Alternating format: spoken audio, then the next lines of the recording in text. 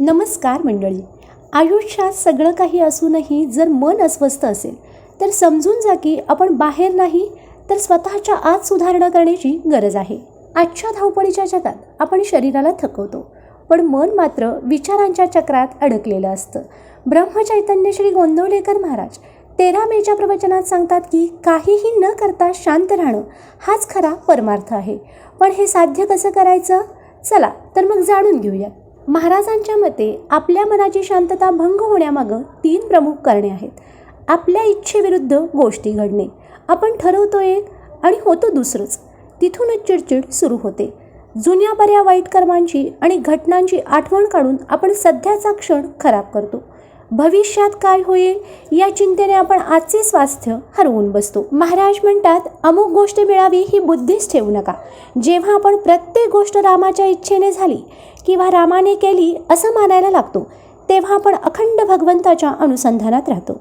आपली हाव आणि लोकांकडून असलेली अपेक्षा सोडली की मनाला आपोआप स्वास्थ्य मिळते. आपण स्वतःला किती ओळखतो? आपण आपले दोष नेहमी दुसऱ्यावर ढकलतो. उदाहरणार्थ, मुलगा बिघडला तर आपण म्हणतो संगत वाईट होती. पण आपला मुलगाच खराब आहे हे मान्य करायला आपला हम आड येतो. आपण स्वतःला सुधारण्याचा प्रयत्नच करत नाही. आपल्याला सगळं समजतं पण वळत नाही. महाराज एक महत्त्वाचा प्रश्न विचारतात. जर वाईट संगतीने माणूस बिघडतो तर सत्संगतीने आपण का सुधारत नाही? याचं कारण म्हणजे आपण वासनेच्या जाळ्यात अडकलो आहोत.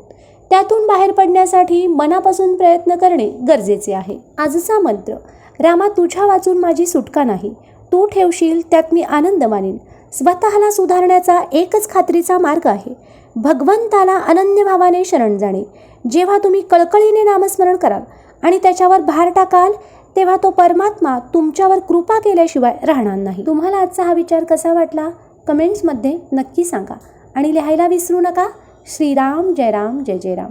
व्हिडिओ आवडल्यास लाईक करा आणि शेअर करा तुमच्या मित्रपरिवारासोबत. असेच प्रेरणादायी विचार ऐकण्यासाठी पूजा अँड बुधो व्लॉग या चॅनलला फॉलो करायला विसरू नका.